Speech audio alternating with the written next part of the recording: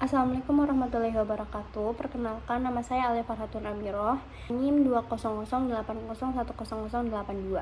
Saya salah satu mahasiswi dari Fakultas Farmasi Universitas Muhammadiyah Purwokerto, di mana saya membuat video ini dengan bertujuan untuk memberikan ilmu kepada teman-teman semua tentang salah satu mata kuliah yang ada di Fakultas Farmasi kami. Mata kuliahnya itu adalah formulasi dan teknologi sediaan steril. Salah satu yang ada di dalam FTS steril itu kita membuat semua sediaan steril, dari infus, salep mata, tetes mata, sediaan injeksi, yang kita suntikan lah bahasa umumnya gitu. Di sini saya akan memberikan tema tentang sterilisasi dan metode sterilisasi. Apa sih itu sterilisasi dan metode apa aja yang digunakan untuk sterilisasi? Buku referensi yang kita pakai untuk bisa menjelaskan apa itu sterilisasi dan lain-lain sebagainya gitu. Yang pertama itu kita pasti anak farmasi banget nih, pasti tahu banget tentang Farmakope Indonesia, di mana itu adalah acuan untuk kita membuat sediaan farmasi. Ketentuan-ketentuannya dan lain-lain sebagainya itu lengkap di situ. Kemudian ada buku tentang mikrobiologi umum, tentang bab sterilisasi dan desinfeksi, karena itu akan berkaitan. Apa sih itu definisi sterilisasi sendiri? Sterilisasi itu adalah menghilangkan semua bentuk kehidupan, baik yang patogen maupun non-patogen, terus vegetatif maupun non-vegetatif, dari suatu objek atau material.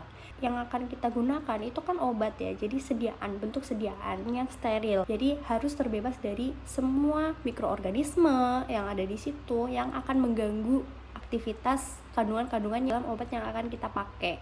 Tujuannya itu apa sih gitu? Dari definisinya pun kita pasti sudah tahu itu tujuannya ya, jelas untuk menghilangkan semua mikroorganisme agar suatu obat atau sediaan yang kita pakai itu efektivitasnya meningkat gitu, dan kualitasnya baik, dan terjamin stabilitas dari suatu produk tersebut. Pada akhirnya pun tujuan dari sterilisasi pasti untuk menghasilkan produk yang steril. Nah, dalam menghasilkan produk yang steril itu bisa dilakukan dengan cara yaitu teknik aseptis dan metode sterilisasi. Teknik aseptis itu adalah proses pembuatan sediaan steril untuk menghindari masuknya mikroba ke sediaan yang akan kita buat. Kapan kita menggunakan teknik aseptis, yaitu ketika bahan atau obat yang akan diproduksi itu tidak tahan panas. Beberapa metode. Yang pertama, metode sterilisasi secara mekanik itu adalah filtrasi, melakukan suatu penyaringan dengan suatu penyaring yang berpori kecil agar mikroba yang ada dalam larutan itu bisa tersaring dan tertahan di saringan tersebut. Prinsipnya ada dua, filtrasi ayakan dan filtrasi adsorpsi, di mana filtrasi ayakan itu kita menggunakan ayakan dengan diameter 0,22 sampai 0,44 mikrometer hanya untuk menahan mikroorganisme. Nah, untuk menahan virus dan virogen kita menggunakan filtrasi adsorpsi tersebut.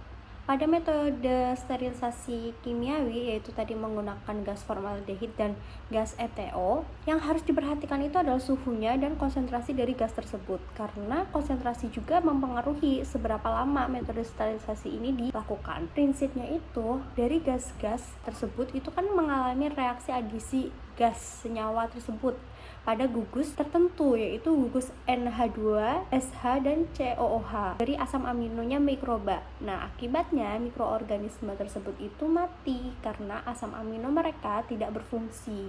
Metode sterilisasi fisika itu tadi ada panas kering, di mana panas kering itu biasanya kita menggunakan oven. Nah, ada beberapa suhu yang sudah ditentukan seperti 140 derajat Celcius, 150, 160, 180, dan 200 derajat Celcius, di mana ada waktu-waktunya tersendiri dalam tiap suhunya. Biasa yang digunakan itu suhu 180 derajat Celcius selama 1 jam. Tetapi itu juga tergantung dari bahan atau alat yang akan kita gunakan. Panas basah biasanya itu menggunakan autoclave. Autoclave bisa membunuh karena air kondensasi yang panas itu akan menyebabkan mikroba-mikroba tersebut itu terhidrasi, sehingga protein mengalami koagulasi atau denaturasi sehingga dia bisa mati. Suhu yang biasa digunakan pada autoclave itu 121 derajat dengan waktu 15 menit. Metode radiasi menggunakan radiasi UV, di mana mikroorganisme ini mengabsorpsi sinar UV-nya hingga ke inti sel mereka, sehingga mengakibatkan DNA-nya mereka itu rusak, sehingga bisa terjadi mutasi dan mikroorganisme ini bisa meninggal. Sinar gamma itu seperti sinar UV, tetapi dia digunakan untuk mensterilisasi alat-alat kedokteran dan alat-alat yang terbuat dari logam, karet, dan bahan polietilen. Metode mana yang kita pilih tergantung dari alat dan bahan-bahan yang akan kita gunakan. Pada akhirnya kalian juga harus memastikan apakah produk yang kalian sudah sterilisasi itu steril. Dimana kita bisa tahunya,